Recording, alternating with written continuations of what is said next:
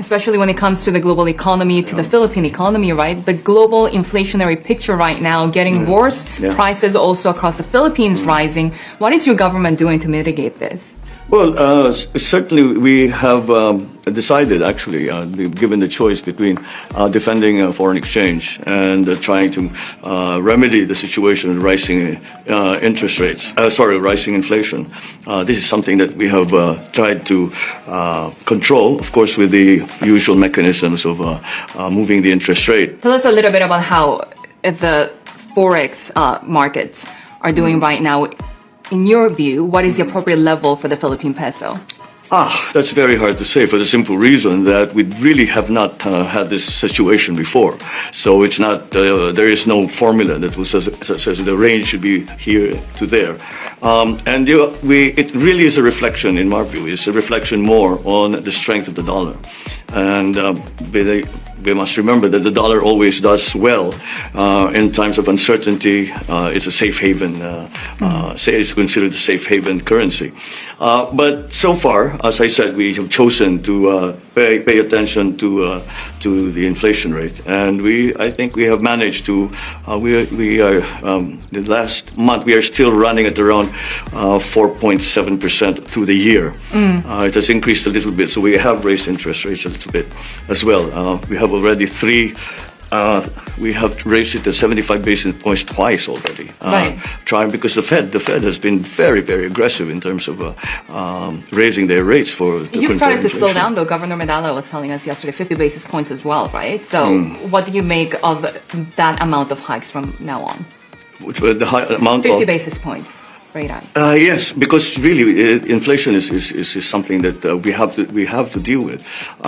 It has gone in terms of basic commodities, agricultural commodities, general costs to everyday requirements of ordinary people, and we cannot allow it to reach to an extent where people simply cannot buy their food or simply cannot pay their electricity or the water or all these basic things. So those are the levels that we can see we are watching very, very closely. It never gets to that point.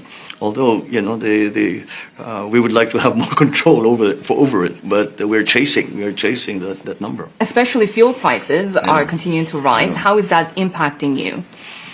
Significantly, because the fuel prices actually, strangely enough, well, I think it impacts us in the same way that it impacts all the other countries. And fuel, as we well know, is such a basic commodity that everything follows fuel, and to the point that even our agricultural commodities, fertilizers, inputs have increased. Transport costs have gone up, and I've been asking our friends in the shipping industry, and they said there are no longer any charters for fuel shipments coming out of Russia, and so that again is going to. So what we are hoping to do is to go back and sort of diversify. The tendency is you get complacent and you depend on a single source. So now we will look to what we describe as non-traditional suppliers of fuel. So we have certainly depended on Dubai. We watched the Dubai oil prices, but now maybe we need to approach Russia and say that maybe they can loosen up and provide us with some fuel. Are you having those conversations with Russia? Yes, we are. We are having conversations with as many possible suppliers or potential suppliers. When could we see those supplies first? Pretty soon. We're coming close to some agreements, and certainly it won't be. It will not be only in one place. And again, the diversification of supply lines in terms of not only fuel, for that matter. Do the sanctions against Russia, given the invasion of Ukraine, worry you? Yes, well, we can see because we can see the effects, and in our terms, the political side of it has been, of course, a little tricky, but nonetheless, the national interest comes first, and so we have to find those new sources of fuel. But that applies not only to fuel. That applies to things like feed. It applies to things like fertilizer. It applies to things like all these other inputs that are just critical for us. On the fuel side, nuclear plants, does restarting Bataan plant factor in? Well, the thing is, in terms of our energy supply, vis-a-vis the demand, we are a long way off. And so without any of these crises, we already have had to be very judicious in our planning.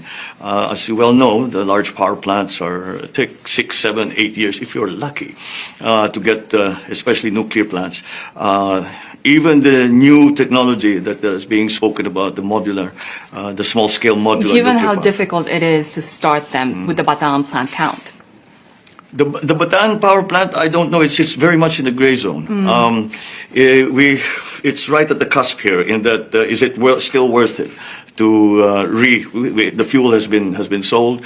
We'll have to start very much from scratch. We're paying for it still, and it's never been online. It's never gone online. It's meant to go online in '86, but now we're looking perhaps. And he said, "Because what do you need? What are the most attractive sources of power generation, and that you would like to have in the future?" We need everything. We need all that we can get. So the nuclear power plants we have been talking, but again, they haven't been rolled out yet in a commercial basis. Would that also include a potential joint exploration of oil with China for longer-term solutions to this? Well, yes. Because those conversations were halted, right? They were halted for the simple reason that we could not come to an agreement as to what local law will apply. Would you like to restart them? That's derivative that derives from the fact that there is a disagreement on the actual territory or the maritime area, the areas of the sea that we consider to be Philippine. Within the Philippine baselines, within the economic zones. Therefore, local law is Philippine law. The Chinese have a very different view, and they claim that this is their territory, and therefore their local law should apply. That's really, and it became a constitutional question. It would have been violative of our constitution if we were to agree to the Chinese assertion that their local law should apply. Are there any points for compromise? Yes, I believe there must be. We have to continue. I must say, well, we certainly have said that on this basis we cannot continue, but we continue to explore. Perhaps there can be other ways that we can do it. There have been examples around the region where they have similar differing views, let's just say, on the exclusive economic zones and the baselines, where they have managed to find a way to have joint explorations with the Chinese, the Americans, etc. So, but in our case, it's not oil, it's gas.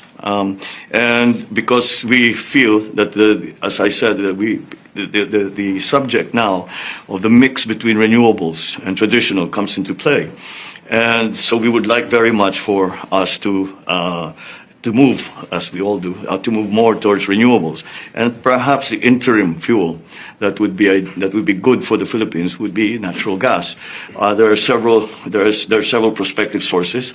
I don't know if you're familiar with the Malampaya fields out in the West Philippine Sea, which have been providing us with a supply of gas, and we are continuing to negotiate not the exploration, it's already the exploitation. The reserves already have been established. And there are some new fields that we feel are also something that will help us in that very critical situation of fuel supply. Well, what can you say? Kindly share your thoughts in the comment portion. We have reached the end of today's video. In behalf of my partner Rina and the rest of the Splat Communications and Simplified Strategic Solutions team, thank you. Till next time. Stay safe. Rosa out. Bye.